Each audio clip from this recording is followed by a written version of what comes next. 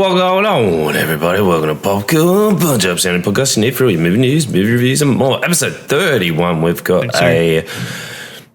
32. We even went over this. Post. Do this in post. But we have a movie selection of We've got The Long Walk and The Roses. True. So, yep. It is. That's the link this week. That is the link. So one's walking, one's a Lawson currently has a 3-movie theme going on, which is unique. Theme? Oh, yeah.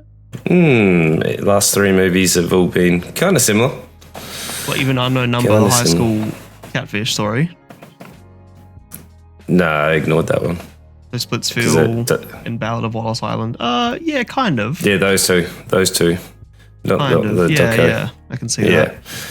Yeah, there's definitely a bit of a theme, but that's fun. The theme this week is that I picked both movies, so I win. Wait, what? I wanted to do Long Walk, and then you were like, I want to do Long Walk, and I was like, okay, I guess I'm doing The Roses. I gave you a list. Yeah. I gave you a list. And yet you still went with the movie I wanted to watch. Oh, so, okay. Just putting it out there, if you win, I'm not claiming it. Because this is the decider. This is 3-all. Yeah. Hey, look, if I win, you actually watch something really, really good. So just be happy. Because yours is going to be Blackbird? Blackbird. Yep. I've been wanting you to watch this for ages. Yeah, Ballad. And it's got 2 people that we've actually reviewed a few times. So the guy from Kingsman, I always forget his name, and he was in Egerton, and also the guy that was in Naked Gun, who was the bumbling offsider, who's also in Cobra Kai, and he plays Stingray. I forget his name. Yeah, like you'll see him, but he plays the co-main lead, and it's a completely different role that you've ever seen him in. Cool. Yeah, well, look, I'm not against it. I've been wanting to watch it for a while anyway, so yeah. If Long Walk wins, then that's sort of what it is. Maybe I'll pick it anyway, even if I win, because I've wanted to watch it for a while. Let's go.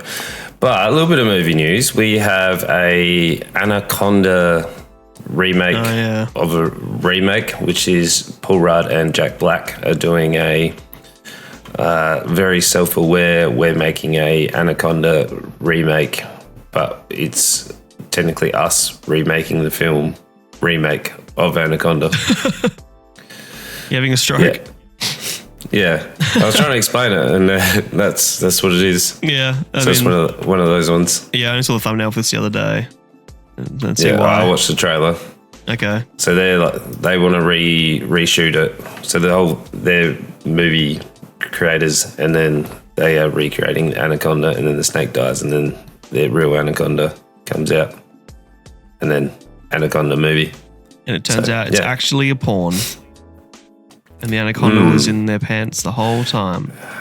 Anaconda don't want. No, I forgot the lyrics. Bones, hon. Bones, hon. Yeah, that's it. It's been a day. Oh, it's been a day. But Wicked is the second part is coming pretty soon. Apparently, Ariana Grande is saying that she is very excited for the new soundtrack. So the new songs, I'm sure there'll be some catchy ones on there. Yeah, as long as it's not like last time where they had like 1, maybe 2 good songs and the rest were very boring. Oh well, so we'll see. And then we have Avatar Fire and Ash. We are getting a little bit more sort of, what's it called, footage that are just like aerial battles, and there's less blue. It's like blue and fire now. It's going to be blue and red. Big whoop. Yeah, so that's pretty exciting. Sure. But there is one movie coming out in December that we will be watching, and it is called The Housemaid. So it is starring, have a guess. I don't know. Sydney Sweeney. Yeah, it is. Oh my God. Also, I was thinking for your movies, who do you like? And Amanda Seyfried, who is playing Nina, but you'll know her from Mean Girls. She was the one that is, there is a chance that it's Seafried, raining. Yeah, I know what you mean. Yeah.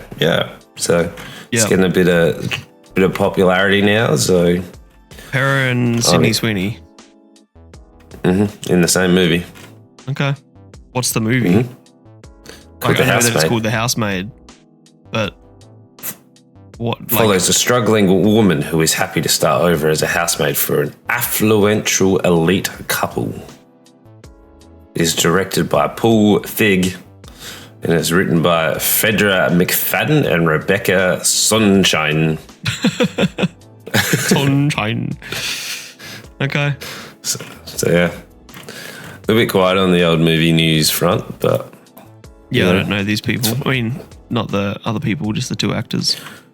I have seen that the new Demon Slayer Infinity Castle has been going off lately. There was that's the even a movie. massive fight in one of the theaters because someone didn't want to miss the start. Like there's a big fight scene at the start, and instead of going to the bathroom beforehand, like as you normally do, you'd go to the bathroom before the movie starts. They decided that they didn't want to, and then they were like peeing in a bottle, and this bloke was like, "What are you doing?" And then it turned into a full fight. It's so bizarre. Man. Only anime weaves would pee in bottles in cinemas. It's insane, and people are like, the whole memes on TikTok are all like, after every screening they have to like do air freshener and stuff because apparently hygiene is not great. She's not a tall girl. Oh, right. Yeah. Yep. That does not surprise me in the slightest. We have like a gaming space at our school because at recess and lunch, kids used to just flood the library and play games. So now they made a separate classroom that's just for gaming at lunch. If you have that yard duty, oh boy, it's a stinky room. Open the doors. Yeah, air it out. Yeah. But yeah, that's it on the old movie front. So obviously we're just going to start building up to the Christmas releases soon too as well. Yeah. We'll probably get a few Halloween, horror things coming out soon because that's what Halloween next month. So yeah, as we'll get along. But yeah, look, let's haven't heard much. not drag. Oh, Dracula though, not Dracula. Frankenstein. Oh, is that coming out? Yeah, Guillermo del Toro's Frankenstein. It's the movie he's wanted to make for years and years. Okay. That comes out. It comes in Netflix, which is really fucking weird. The only place that I can even find that's doing a cinematic release is Adelaide Film Festival. Yeah. Okay. I assume he's got a deal with Netflix because all this stuff lately is going on Netflix. Yeah, I guess. But come on. It's Who knows? It's like the movie he's wanted to make for so fucking long. Like, why isn't it not getting a cinematic release as well? Because probably Netflix funded it. I don't know. Netflix. So whatever. But yeah, let's not drag it out. Otherwise we'll be walking too long. Kind of like the long walk. What a segue. What a segue. Thank you. So the long walk, which was apparently also on Lawson's list. Not many people are going to get that, but sure. Yeah. We are reviewing, obviously, The Long Walk. It is a adaptation of Stephen King. I'm assuming it's a novelette, but Stephen King. What does this bloke do? He's got so much stuff. Like he wrote this when he was 19. Writes. Yeah, right. It was really early Stephen King. Wow, okay. So, yeah, he wrote this one, but this is about a group of teenage boys competing in an annual contest known as the Long Walk, in which they must attain a certain walking speed or get shot. So, every year you kind of get drafted / volunteer into this long walk, and the person who survives this long walk, which is televised and also monitored by the military, they have to be the last one standing, and they get a wish. Well, at the end, whatever they want, as long as it does not change the governing policies and that sort of stuff. So you could ask for whatever you want, but we are following Cooper Hoffman, who plays Reimann Garrity, number 47. So he is. Let's call him Ray. Ray, he volunteers / gets in there because his dad sort of was feeding him all sorts of literature that is banned in this parallel universe of Earth. Because it's set in the 70s, but set in a world where there's been like really strict censorship, and the climate of America is like in the toilet, and yeah, it's kind of a strange time, but also very relevant to today's time. Yeah, so we I don't know, picking up where he gets conscripted. Not really. He doesn't go to the army. It's just but it's kind of like a raffle. The little text at the front was kind of like a lottery. You know, yeah, which I don't know. I assumed it was kind of like the Vietnam War, where they do the lottery and your number comes out. Yeah, well, I actually read that people draw a lot of connections with this and the Vietnam War about like the senseless killing of people and how killing became a spectacle and blah, blah, blah, blah. And like you said, conscription. But supposedly Stephen King has said that was never on his mind when he wrote this. Like, of course, the time it was written, it was a backdrop. He had it. It's hard for him not to think about Vietnam War when he wrote this, but he never intentionally connected this to the Vietnam War. But it's interesting you point that out because other people said the same thing. Okay. Well, yeah, that's the whole premise I got at the start. So Ray comes along. He's entered in the long walk where he makes some friends very, very quickly. And there's the whole start was a bit bizarre. He was like, is this guy a fitness freak? He's got no body fat. I was like, I understand you got to kind of like fill in a lot of time because you're only in this one area with a certain group. So you're going to have to pass the time with your like day-to-day conversations. But the group of people that are in this, as they like kick off and walking, they have to maintain a certain walking speed. I think it's like 3 miles, 3 or 5? Which is 4.8 kilometers per hour. 4 point. Okay. Yeah. So they're going to sustain a certain. Yeah. And then they get up to 3 warnings. And if they do not continue or they exceed the time limit or they get 3 strikes, they get shot and they die. And this includes like having to go to the bathroom. So we see like the toll that it takes. Like you don't get to sleep. You have to obviously try and defecate as you're walking. And we see a few people like some comical moments where it's like, that was pretty funny. But really this is meant to be like a harrowing tale of like these guys going through. Yeah. I didn't realize that Mark Hamill was the major. Oh, didn't you? Oh no, I saw it as soon as I saw the trailer. I recognized him. He's great. I love that he's doing this sort of stuff now. I heard in an interview that he said, out of all the characters he's played, this is the most evil. Okay. Which is saying a lot considering he's like voice of the Joker and done heaps of like voice roles for evil people. He has quite a distinct evil voice. Yeah. Yeah, the major was cool. He'd pop up. He'd be like, the major army soldier, like, yo, this takes a lot of cojones to go on this walk. Yeah. You got sack, boys. Right. Yeah, he was cool. We also have a buddy, like, friendship between, was it Peter and Ray? Yeah. Peter and Ray were the two who made a very fierce bond, and they were like telling their story, why they're doing it. Yeah. Then we get a few people that are in there for some not good reasons. Yeah. It was Baker and Hank. Hank is by Ben Wang, who we saw recently in the new Karate Kid. Oh, that was him. Right. I know, I was not making all these connections to where I'd seen them. I can't help it. Judy Greer plays Ray's mum, and she's in it, like, not really at all, but she still has one of the most emotional scenes. Actually, I think probably the most emotional scene in the whole thing. Which is really, really well. Yeah, so that they can't stop. We get people. I'm surprised we didn't see that many like television, like people watching on television, but you see like them pop out on their bikes and different things, and I was like, that's interesting. I also expected a lot more how do you put this? Like flashbacks, like people telling moments. I thought that, you know, being what it is, a video of just people walking, I thought like when Ray met everyone, there would be like a little like Orange is the New Black sort of flashback to each of their lives and how they ended up here and that sort of stuff. And I'm really glad it wasn't, because the majority of the movie is literally just them walking. Yeah.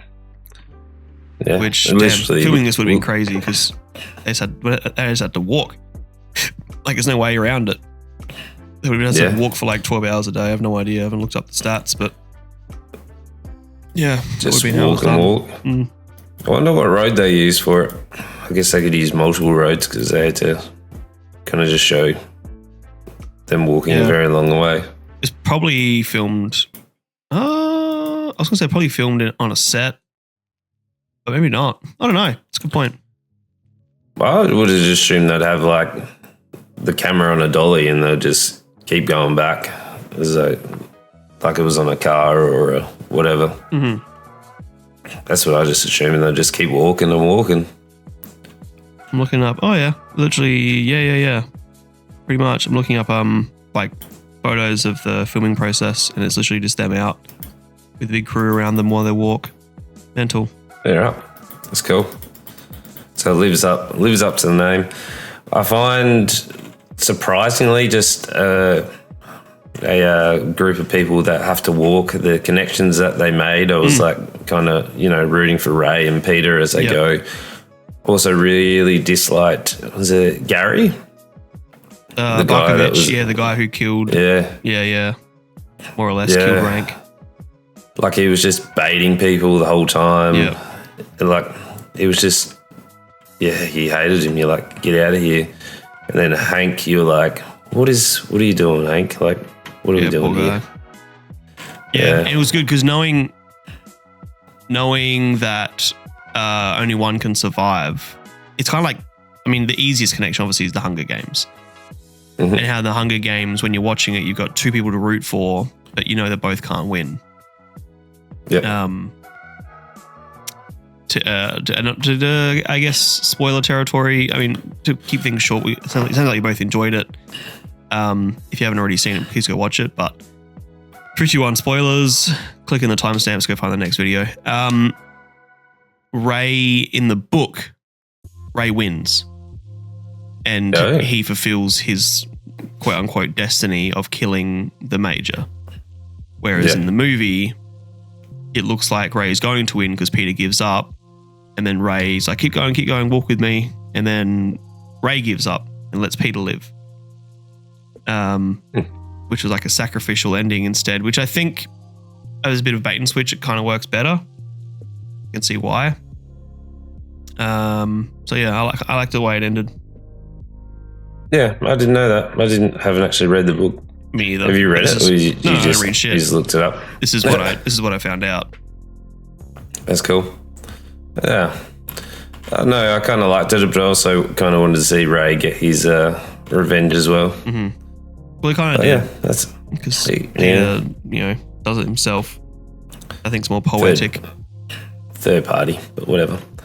It was surprisingly really engaging for a film just about walking.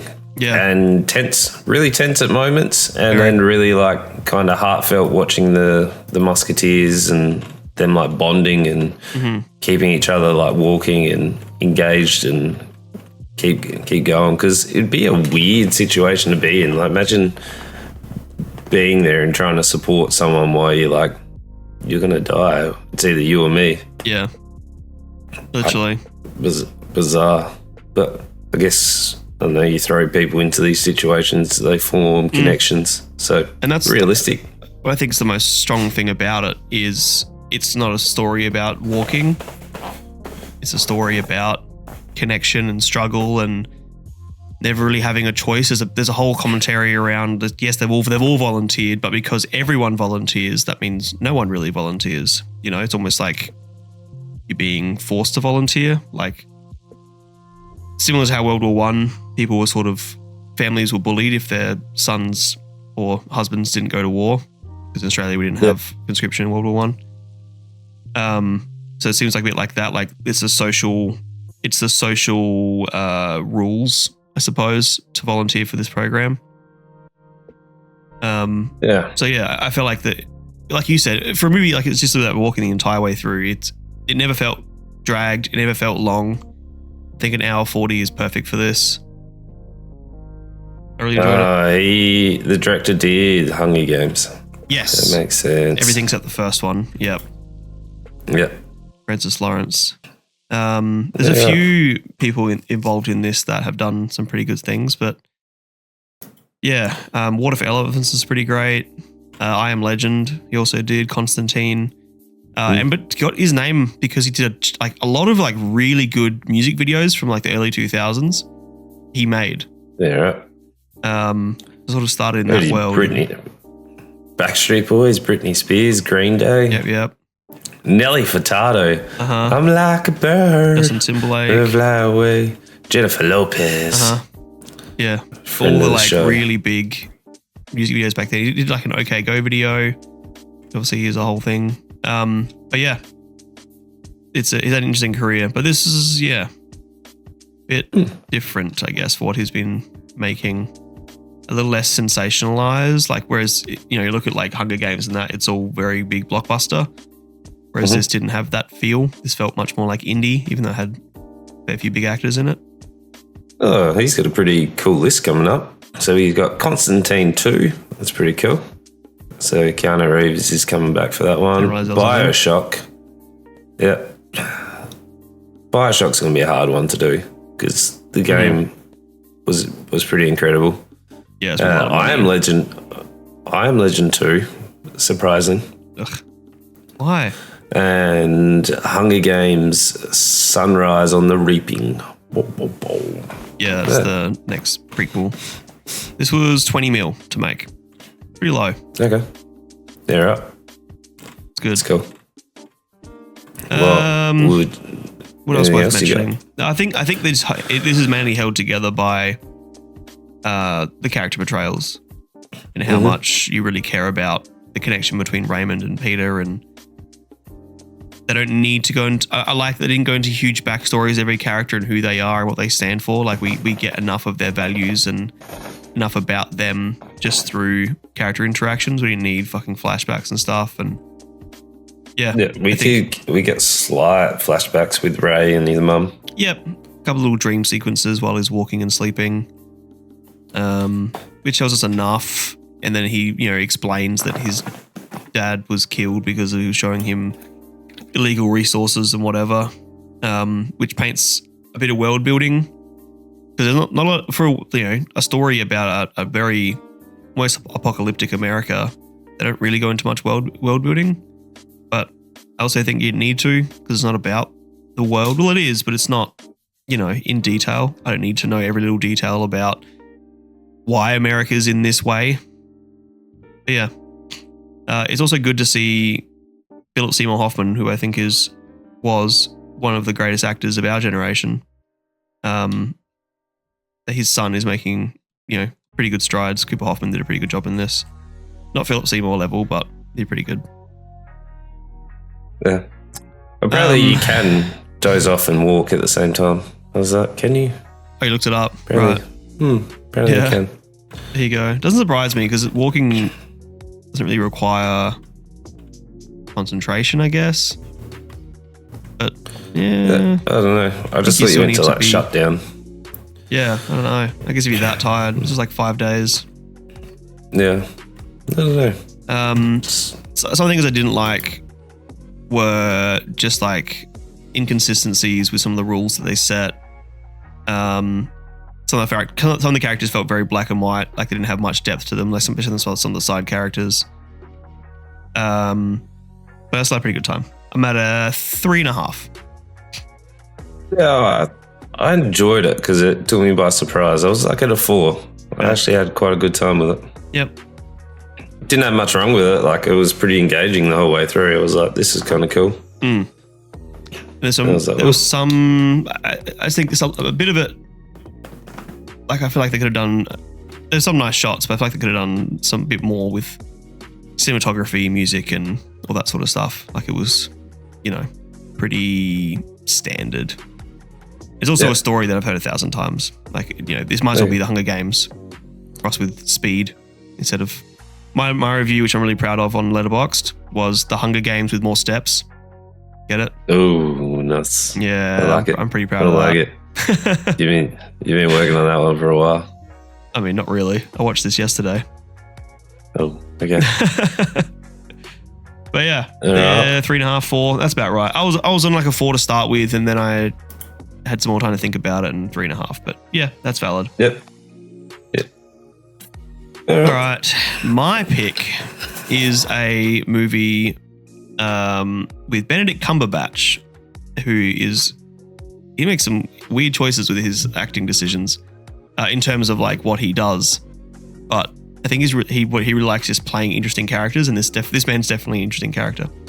The Roses, which is double meaning because their last name is Rose, but also, smelling the roses and whatever. Olivia Colman is also in this. She's brilliant. She is his wife. So it is a married couple who get together sort of not later in life, at like a middle age. And their relationship is it's a very good relationship. They just have like a very dark banter between them. And that's sort of been since the moment they met. But they still communicate well. Whatever. So, sorry, I'll read out the synopsis. A tinderbox of competition and resentment underneath the facade of a picture-perfect couple is ignited when the husband's professional dreams come crashing down. So, I didn't understand any of that first sentence. A tinderbox competition and resentment underneath the facade. Yeah, that's just use normal words. Just use normal words, guys. All's fair when love is war. How about that? That's the tagline. Is that better? There we go. Yeah, thank you. So, Benedict Cumberbatch, the character's name is Theo. Theo is a architect. At the beginning of film, his dreams are being stifled, and his vision is being impacted by the corporate and whatever. So he starts working on passion projects, and later in the film, he's designing this gorgeous maritime museum. And he's fixated on having this sail because a maritime museum needs to look like a sailing ship. His wife is a stay-at-home mum, but a brilliant cook, chef, whatever. And played by, her name is Ivy, played by Olivia Colman. And one night there's a chaos storm, and his dream project comes crashing down because of the sail. The sail gets caught in the wind and destroys the entire museum.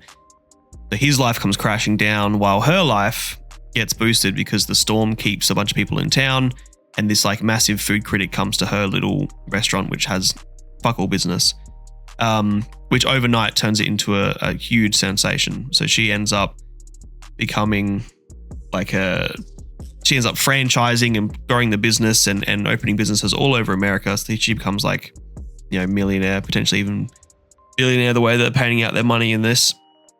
Is it Betty White? Is it Betty White? Who's the cooking lady that's super famous? There's a few. Nigella Lawson. Nope. Do you mean cooking. Like Betty Crocker? Her. She becomes pretty much Betty Crocker. But with crabs. Yeah, she didn't have restaurants though. Betty Crocker had like. What did she know? I don't even know anymore. But brand fiction. Oh, she's a fictional character. Okay, ignore that. Who is? Betty Crocker is supposedly a fictional character. Oh, it's really? A brand. Do you mean I don't know. What's her name? There's another one. The one who went to jail. No, I don't remember. Martha Stewart. Yeah, she went to jail. Yes? Did she? Is that the right person? Martha Stewart. Prison. Yeah, 5 months in federal prison. Blah, blah, blah. But yeah. That her. So, I guess so. But less like cookbook, more restaurant chain. More like Colonel Sanders, but not the same level. With seafood. Barnacle Bills. Seafood. Like, sure. Barnacle. Good old Barnacle. I don't know if you have Barnacle elsewhere in the world. I have no idea. In Australia, we do. Yeah. Used to have heaps. Or not many now. Steve Bell, the man who franchised Taco Bell. Was he? No, I'm joking. Oh. I've never been to a Taco Bell. No, me either. So yeah, she becomes like this big business person, whereas his world comes crashing down. No one hires him anymore because it's like he becomes the laughing stock of the architectural world. Couldn't help think of, there's a famous story about an architecture who built a massive library, and then after they filled the library with books and everything, the foundation sunk and it destroyed the library because he didn't account for the weight of the books when he planned out the foundation and stuff. The books weigh so much that it destroyed the library. Quite a famous architecture story. Couldn't think of that. Anyway, so he becomes a stay-at-home dad and she becomes the moneymaker. And his ego can't take it. Maybe initially, but then over time he gets sort of used to it more. Apparently that's an urban legend. Oh, the library story? Ah, there you go. I like to be proved wrong. Yeah. Interesting. So, good to know I'm up to date with my urban legends. So, yeah, he becomes stay-at-home dad. He starts raising these. She's very free-spirited and sort of lets kids be kids and make their own decisions. Early in the movie, he's like peeing outside in public, and that's like the son, not the husband. Whereas when he takes over, he raises them as like athletes and super fitness and whatever. Because they signed a contract. They signed a contract. Yeah. Which is a whole scene because she brings home like ice cream cake, I think, at midnight when she finishes work. Why are you waking them up at midnight? Just ice cream cake to be kids. I align more with her ways of parenting. Eat it for breakfast. You don't have to wake them up mid-sleep. Yeah, that's the fun. She doesn't get to see them anyway. That's the whole thing.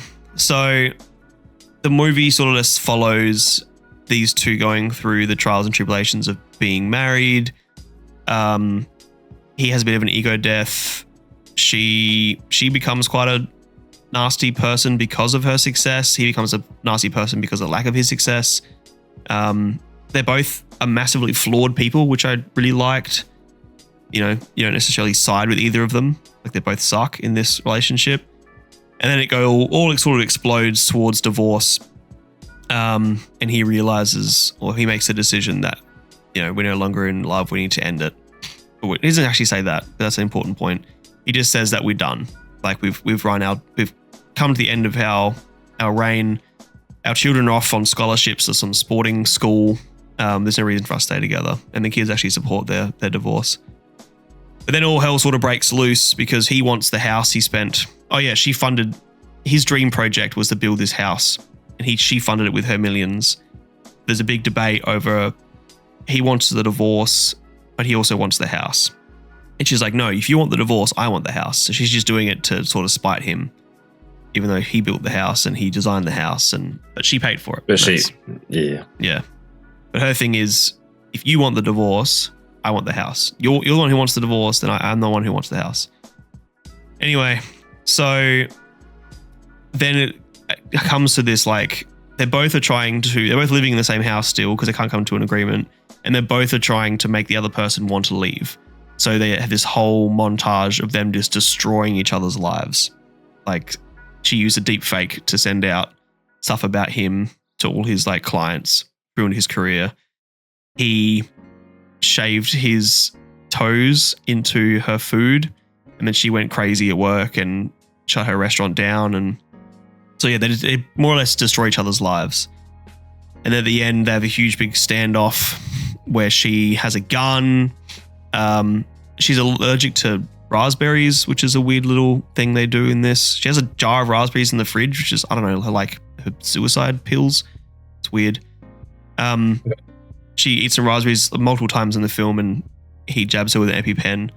And at the end, he feeds her a cake, which is going to kill her. And he's like, sign the contract, or, he more or less like threatens her life. So she goes and grabs a gun, and he's like, you're overreacting. And I'm thinking, no, he's not. No, she's not, because he did the same thing, but with an allergy. He's still threatening her life. What difference does it make whether it's a gun or an allergy? So, yeah. they have the showdown at the end. They have like this electronic house. He destroys her stove. Gas leaks out. They reconcile and realize they still do love each other. They never actually lost love. They just, forgot how to communicate properly and blah, blah, blah, blah. So he says, House, or How they call him, How, light the fireplace and turn down the lights. And all this time we know the gas is leaking. So we assume that the house explodes. And it destroys the house and destroys the couple. And but it ends right as they kiss, and it flashes to white, which I think symbolizes the explosion of the house. But yeah, it's assumed that they die, but we never actually see it happen. We just see a flash of white and then credits. The end. And you also have a very unique set of friends. Honestly, they were the worst fucking part of the movie. I hated them all. Andy Samberg plays a very normal character, and he's such an eccentric person. His wife is played by Kate McKinnon, who is a sketch actor, and her character feels so ridiculous in this film. And the whole thing is about how she wants to fuck Benedict Cumberbatch, and I hated her so much. Yeah, she was a weird choice. I laughed at Sandberg's lines a few times. Yeah, a couple, but you think about him compared to Brooklyn Nine-Nine, he's so funny in that. He had nothing to do in this. We also had Doctor Who as the as the assistant. Yep, who didn't have much to do either because he's amazing. Yeah, I actually really like him as Doctor Who. Yeah, I've never seen Doctor Who, but everything I've seen him in Sex Education and something else, which I've forgotten. And he's great in them. It has lots to do, and he's a really fun person, but he's very boring in this with a weird American accent. Why not make him English? Sunita Mani, who you and I have seen in what do we watch? Everything Everywhere All at Once, but maybe I'm getting her confused with someone else. She's in Spirited as well. I don't get her confused with somebody else. But yeah, there's a bunch of it's a pretty star-studded cast in terms of side actors and whatever else, but everyone sucks. The scenes where their friends are in it, that dinner scene that they have, it's fucking awful. But yeah, they tried so hard to make that funny. Yeah, especially with the couple who were like, "Oh, that's your thing. Let's try it." Yeah. I was like, oh my god. Yeah, because their banter is, just for people at home, their banter is as in the two main characters is quite toxic, but they're playing off as being fun. No one realizes that they're actually being quite mean. So then there's this other couple who are trying to be mean, and she's insulting him, and he's a bit confused, and it's really awkward and weird. It's kind of it's trying to be awkward funny, but it just comes across as awkward and gross. Yeah. But yeah, every other scene that wasn't just those two, I didn't enjoy. Every scene with the friends were just, this is a fucking nightmare. Right. Yeah, it was, even the weird whole gun setup was a bit bizarre when they met at the shooting range. Yeah, and that's the first introduction to these characters too. Yeah. And they're all here ironically because they're not actually gun nuts, but then they all love their guns, and yeah, I think poking fun at gun culture in America in a weird way, but didn't come across as purposeful, just came across as weird. Yeah. But yeah, every scene with Olivia Colman and Benedict Cumberbatch is incredible. They're so funny. Their characters are so grounded but cartoonish. They're way over the top and ridiculous, but they also feel genuine because of the conviction. Because the actors are so good, their characters feel so fucking legit. Yeah. But yeah, every other scene with anybody else was fucking awful. Both the characters sucked, and it was fine when it was the flaws that made them feel genuine. But when they sucked around other people, they just felt gross and uninteresting. So, yeah, where are you at? I still enjoyed it. I was like, it was pretty funny. It was reasonably engaging. Do agree the friends were not great. I was like, okay, a few times, especially that dinner scene sucked. Yeah. There was a few times where I'm like, oh my God, what are you guys doing? What is happening? even when she like tries to apologize, like she doesn't actually do it, like speak to him. She like talks to him through the door, but doesn't realize that he's got headphones on. Yeah. There are a few things where you're like, it's like when you watch a horror movie and people do things that are unreasonable and you're like, okay, it takes me out of it because why would you do that? That happens a couple times in this, but yeah, whatever. But yeah, I enjoyed it. There was good laughs. It wasn't as good. So like I made the connection with the other two films. What was that? The Wallace Island one and also what was the Splitsville? Mm-hmm. Where this was probably more like Splitsville, where you have the two main sort of couple that are going through it, and then you have the events that happen. Where Wallace Island I liked more because it had like the big message at the end, like there was a big purpose to it. This was just two people being extremely flawed at each other. Yep.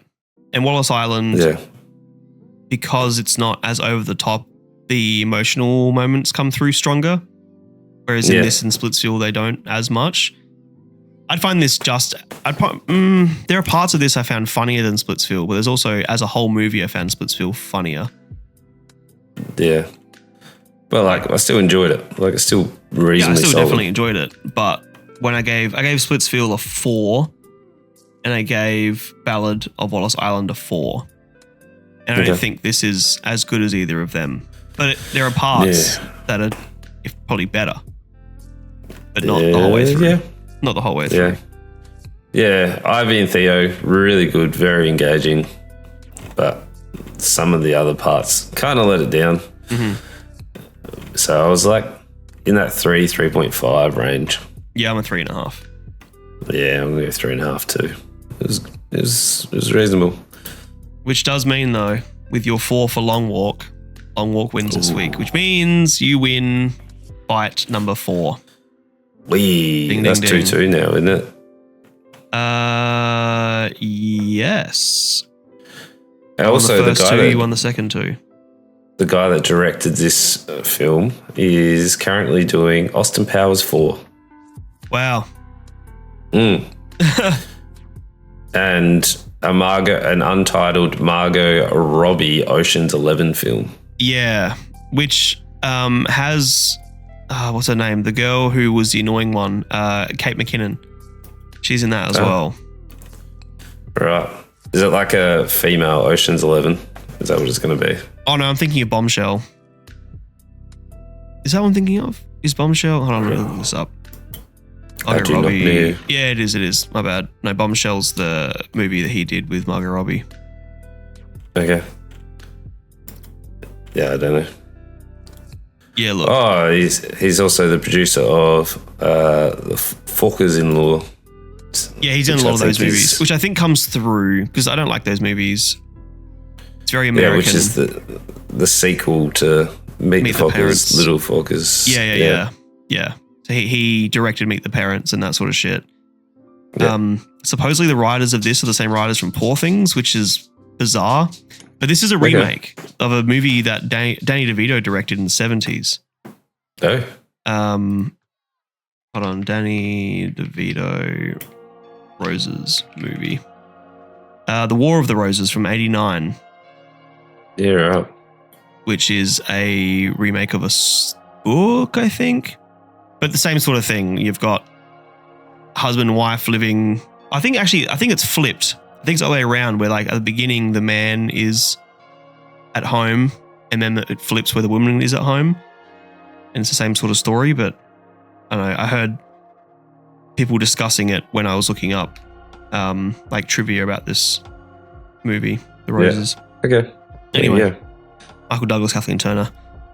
But yeah, it's good. It's pretty entertaining. 3.5. You win. Good job. Wrap us up, boy. Well, you know what to do. If you listen on Spotify, Apple, or Podcast, make sure you give a 5-star rating. On YouTube, make sure you like, comment, subscribe. And all we ask is you tell your friends. Tell your friends. And we'll see you guys next time. Boys. Love yous.